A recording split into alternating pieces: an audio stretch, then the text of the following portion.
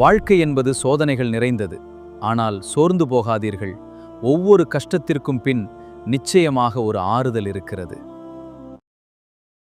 نحمده ونستعينه ونستغفره ونؤمن به ونتوكل عليه ونعوذ بالله من شرور أنفسنا ومن سيئات أعمالنا من يهده الله فلا مضل له ومن يضلله فلا هادي له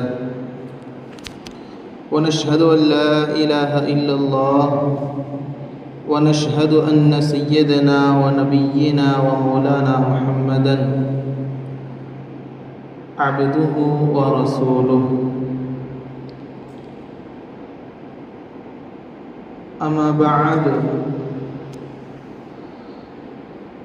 فقد قال الله سبحانه وتعالى في كلامه القديم وفي القرآن المجيد: أعوذ بالله من الشيطان الرجيم بسم الله الرحمن الرحيم ولنبلونكم بشيء من الخوف والجوع ونقص من الأموال والأنفس والثمرات وبشر الصابرين أما بعد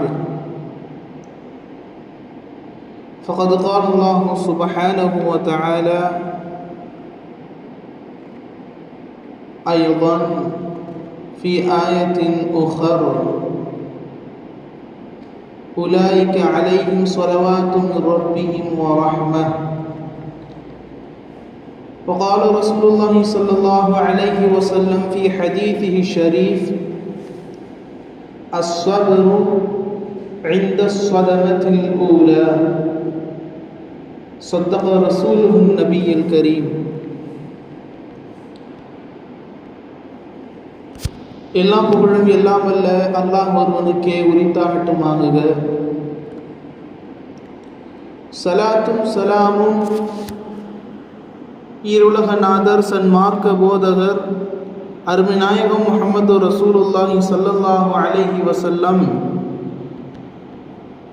அவர்களின் மீதும் அன்னலாரின் உத்தம சத்திய சஹாபாக்கள், தாபிஈன்கள், தபஅ தாபீன்கள், வலிமார்கள், சுஹதாக்கள், சாலிஹீன்கள், நல்லோர்கள், மேலும் இங்கு வீற்றிருக்கும் நம் அனைவரின் மீதும் என்றென்றும் நின்று நிலவட்டுமாக. ஆமீன்.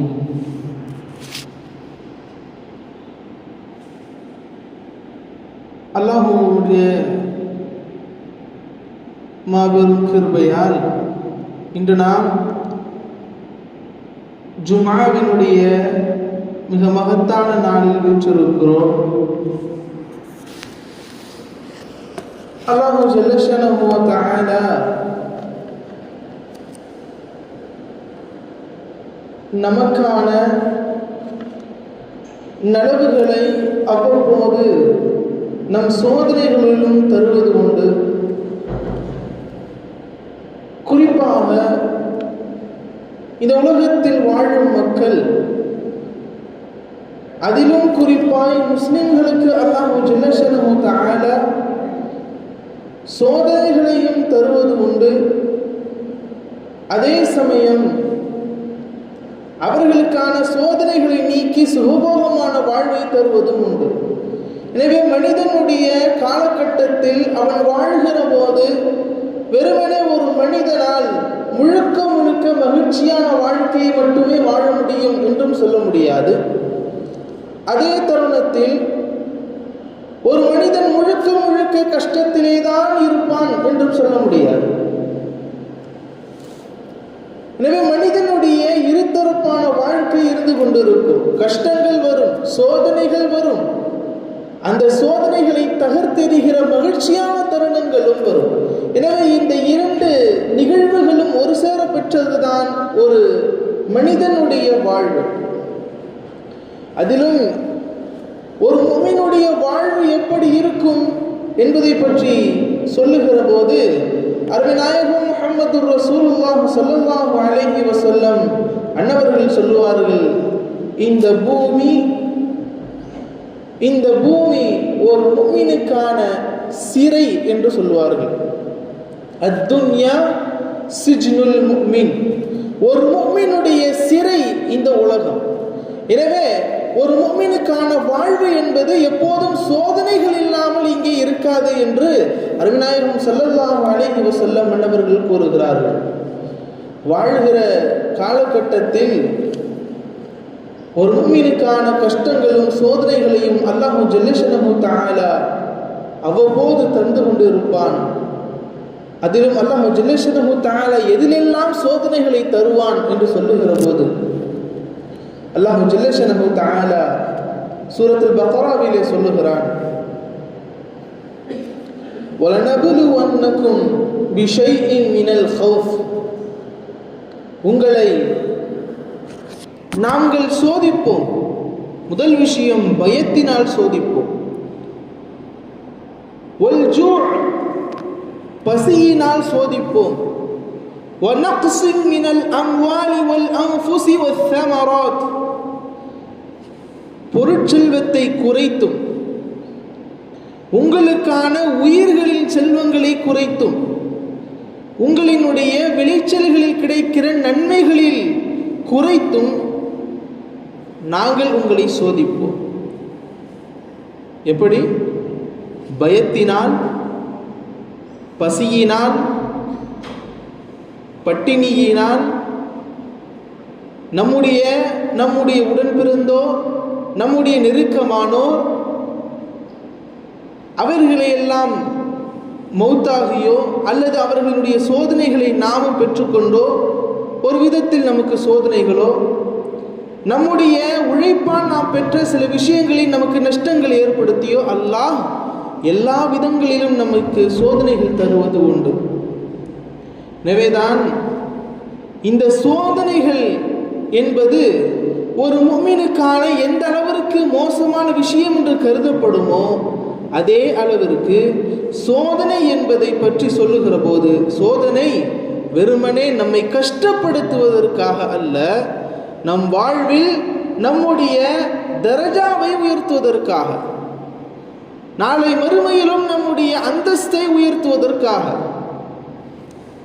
சில நபர்கள் சொல்வது உண்டு, கஷ்டத்தின் போது தங்களுக்கு ஏற்படுகின்ற கஷ்டத்தை புலம்பியோ அல்லாஹ்வை திட்டியோ அவர்களுடைய கஷ்டங்களை, அவர்களுடைய மனக்கவலைகளை போக்குவது உண்டு.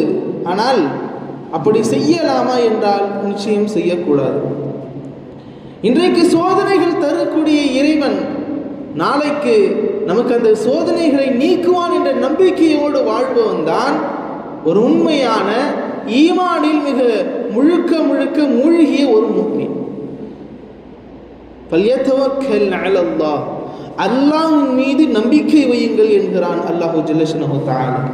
என்னின் மீது நீங்கள் நம்பிக்கை வையுங்கள், நிச்சயம் உங்களுக்கான சோதனைகளை நான் நீக்கி தருவேன். நாம் இந்த உலகத்தில் வாழக்கூடிய நேரத்தில் சின்ன சின்ன கஷ்டங்களின் போதும் கூட மிக பெரும் ஒரு மனக்கவலையை நாம் அடைவோம்.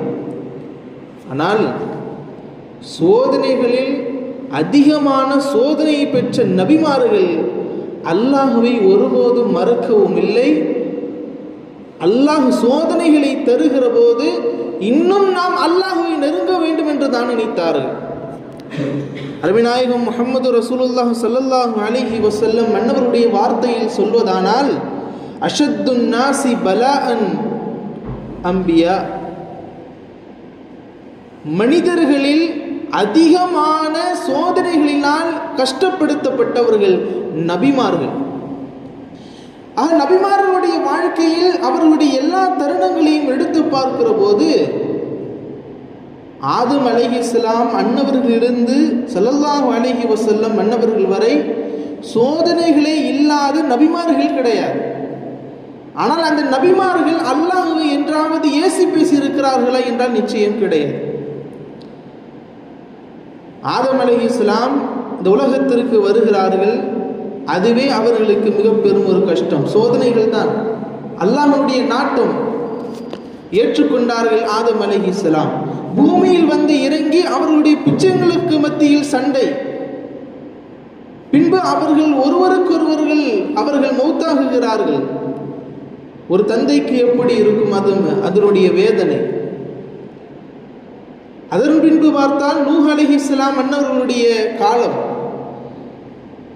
தன்னுடைய ஏகத்துவத்தை மக்களுக்கு மத்தியில் போதிக்கிற போது எந்த நபர்களும் அந்த போதனைகளை அவர்கள் எடுத்துக்கொள்ளவில்லை. காரணம், நூஹ் அலைஹிஸ்ஸலாம் அன்னவர்களுடைய பழக்கம் ஏழைகளோடு மட்டுமே அவர்கள் நேசம் கொண்டு இருப்பார்கள். ஏழைகளோடு அவருடைய வாழ்வில் அவர்கள் வாழ்ந்து கொள்வார்கள். பேசுவதாக இருந்தாலும் ஏழைகளோடு பேசுவார்கள். இதனை பார்த்து செல்வந்தர்கள் சொன்னார்கள், நூஹே, நீங்கள் இப்படியெல்லாம் அவர்களோடு பேசிக் கொண்டிருந்தால் நிச்சயம் உங்களுடைய மார்க்கத்தில் நாங்கள் இணைய மாட்டோம். சொந்த ஊர் மக்கள், பல வருடங்கள் பழக்கமுடையவர்கள், அவர்களை எதிர்த்தார்கள். ஏன்? அவர்கள் வீட்டில் இருக்கிற மனைவியும் மகனும் கூட அவர்களை ஏற்கவில்லை. அதிகபட்சம் 6 நபர்கள் என்கிறார்கள். கிட்டத்தட்ட நூஹ் அலைஹிஸ்ஸலாம் அன்னவருடைய வாழ்ந்த வாழ்விலுடைய வயது என்ன என்பதை பார்க்கிற போது 950 வருடங்கள் இந்த உலகத்தில் வாழ்ந்திருக்கிறார்கள். 950 வருடங்கள் இந்த உலகத்தில் வாழ்ந்து ஏகத்துவத்தை பரப்பி 6 நபர்கள் மாத்திரமே இஸ்லாத்தை ஏற்றுக்கொண்டார்கள், ஏகத்துவத்தை ஏற்றுக்கொண்டார்கள். இந்த உலகம் முழுவதும் வெள்ளத்தினால் அழிக்கப்பட்டது. மீண்டும் இந்த பூமி மறுசீரமைக்கப்பட்டு மீண்டும் இந்த உலகம் வருகிற போது மீண்டும் வரக்கூடிய நபிமார்களுக்கு சோதனைகள் துவங்காமல் இருக்கவில்லை. நபிமார்களுக்கு சோதனைகள் வந்தது. நபிகள் நாயகம் முஹம்மது ரசூலுல்லாஹ் ஸல்லல்லாஹு அலைஹி வஸல்லம் அன்னவர்கள் எந்த அளவிற்கு அல்லாஹ்விடம் அதிகம் அச்சமுடையவர்களாக தன் இறைவனுக்கு செய்யக்கூடிய இபாதத்துகளில் குறை வைக்காமல், குடும்பத்தார்களுக்கும் எந்தவித ஹக்குகளை பரிபூர்ணமாக நிறைவேற்றுபவர்களாகவும், உறவினர்களுக்கு மத்தியில் தங்களுடைய உறவை பாதுகாத்துக் கொள்ளும் அளவிற்கு மிக அற்புதமான உறவை பேணியவர்களாகவும் ஸல்லல்லாஹு அலைஹி வஸல்லம் அன்னவர்கள் இருந்து வந்திருக்கிறார்கள். அன்னவர்களுடைய வாழ்வில் அவர்கள் சொல்லும் சொற்கள் உண்மையாக இருந்தது. அவர்களுடைய பேச்சு மக்களுக்கு மத்தியில் மிக ஆழமாக பதிய வைக்கக்கூடிய அளவுக்கு இருந்தது. இன்னும் சொல்ல போனால் அவர்களுடைய ஒட்டுமொத்த மக்களும் அவர்களை உண்மையாளர்கள் என்கிறார்கள், அவர்கள் நம்பிக்கையாளர் என்று சொல்லுகிறார்கள். அப்படி இருக்கிற மக்கள் ஏகத்துவத்தை கூறி அவர்கள் தௌஹீதை மக்களுக்கு மத்தியில் எடுத்துரைத்த காரணத்தினால் நாயகம் ஸல்லல்லாஹு அலைஹி வஸல்லம் அன்னவர்களுக்கு எத்தனை சோதனைகள் வந்தது என்றால், ஒரு சமயம் ஸல்லல்லாஹு அலைஹி வஸல்லம் அன்னவர்கள் கஅபாவிற்கு அருகில் தொழுது கொண்டிருக்கிறார்கள். சஜிதாவில் இருக்கிற நாயகம் ஸல்லல்லாஹு அலைஹி வஸல்லம் அன்னவர்கள் மீது ஒட்டகத்தினுடைய மிக மோசமான நாற்றங்களை வீசக்கூடிய குடலை எடுத்து வந்து அவர்களுடைய தலையிலே போடுகிறார்கள். எந்த அளவிற்கு என்றால் அந்த குடலினுடைய நாற்றத்தை வெகு தூரத்தில் இருக்கிற மக்கள் கூட நெருங்குவதற்கு அஞ்சுவார்கள். இன்னும் ஸல்லல்லாஹு அலைஹி வஸல்லம் அன்னவர்கள் சஜிதாவிலே இருக்கிறார்கள். அப்படி இருக்கிற வேளையில் அந்த ஒட்டகத்தினுடைய நாற்றம் வீசக்கூடிய குடலை எடுத்து வந்து போட்டார்கள்.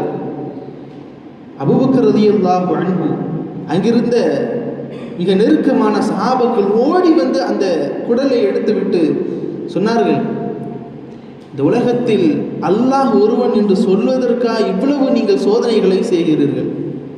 அல்லாஹ் ஒருவன் இருக்கிறான் என்பதை, ஏகத்துவத்தை எடுத்துரைக்கிற மனிதனுக்கு இவ்வளவு மோசமான சோதனைகளை நீங்கள் தருவீர்களா?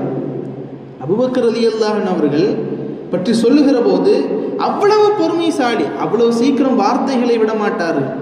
அமைதியை தன் வாழ்வில் பேணிக்கையாக கொண்ட அபூபக்கர் ரலியல்லாஹு அன்ஹு அவர்களே கேட்கிறார்களே என்றால் அங்கு நடந்த நிகழ்வு எவ்வளவு மோசமாக இருந்தது என்பதை நாம் சிந்திக்கிறோம். போரின் போது அவர்களுடைய பல் குத்தப்பட்டு உடைக்கப்படுகிறது. அந்த நிகழ்வு எப்படி இருந்தது என்று சஹாபாக்கள் ஹதீதுகளில் சொல்லுகிற போது, அம்பு வந்து பாய்ந்து ஸல்லல்லாஹு அலைஹி வஸல்லம் அன்னவருடைய பற்களில் பட்டு நாயகம் ஸல்லல்லாஹு அலைஹி வஸல்லம் அன்னவருடைய இந்த ஒட்டுமொத்த பகுதியும் அப்படியே கிழிந்து அங்கே ஒன்றும் இல்லாமல் காலியாக அவருடைய பல் தெரியும் அளவிற்கு அவருடைய காயங்கள் ஏற்பட்டது. யார்? அல்லாஹ்வுடைய ஹபீப். அல்லாஹ் சொல்லுவான், உங்களை இந்த உலகத்தில் நான் இறக்கவில்லை என்றால், உங்களை நான் படைக்கவில்லை என்றால் இந்த அகிலத்தையே படைத்திருக்க மாட்டேன்.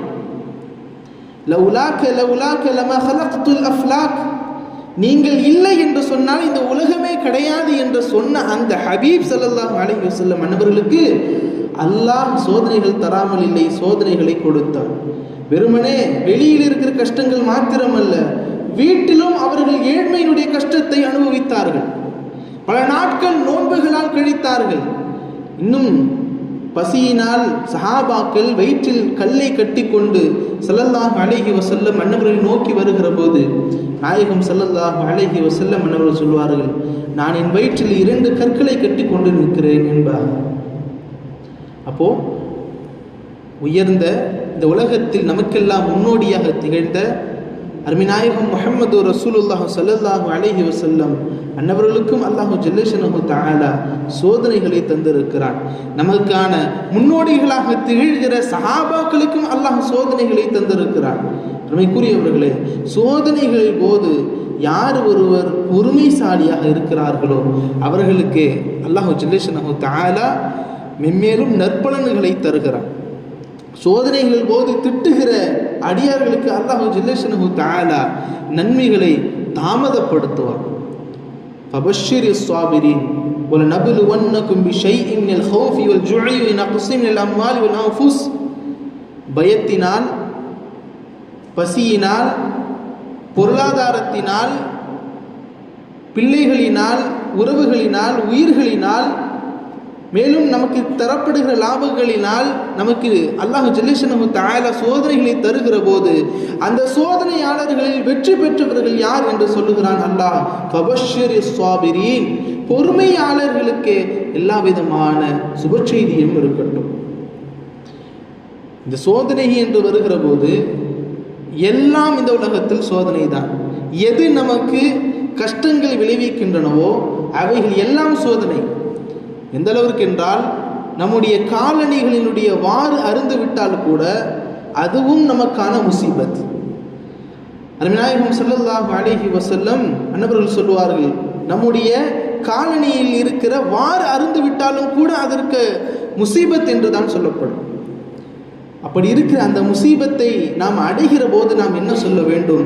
அதையும் அல்லாஹு ஜல்லஷனஹு தஆலா அருள்மறையில் கூறுகிறான். அல்லதீன இதா அஸாபத்துஹும் முஸீபத்துன் காலு, அவர்களுக்கு ஏதேனும் முசீபத்துகள் வந்தால் அந்த பொறுமைசாலிகள் என்ன சொல்லுவார்கள் என்றால், இன்னா லில்லாஹி வ இன்னா இலைஹி ராஜிஊன்.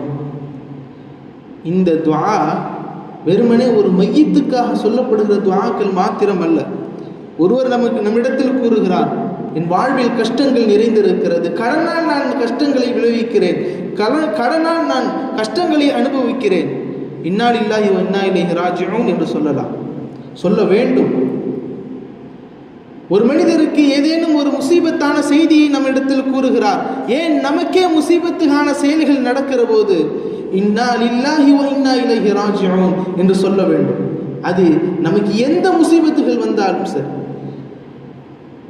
இன்னும் ஒரு ஹதீஸில் எப்படியும் சொல்லுவார்கள், அனி ஆயிஷா ரதியல்லாஹு அன்ஹா, ஹஸ்ரத் உம்மு சலமா ரதியல்லாஹு அன்ஹா அவர்களுக்கு அவருடைய கணவர் அபூ சலமா அவர்கள் வஃபாத்தாகியதற்கு பின்னால் அவர்களுடைய வாழ்க்கை துணை யாரும் இல்லாத நேரத்தில் கஷ்டங்களை அனுபவிக்கிற சமயத்தில் ஆயிஷா ரதியல்லாஹு அன்ஹா அவர்கள் உம்மு சலமா ரதியல்லாஹு அவர்களுக்கு இந்த துஆவை கற்றுத்தந்தார்கள். இந்த துஆவை நீங்கள் ஓதி வாருங்கள்.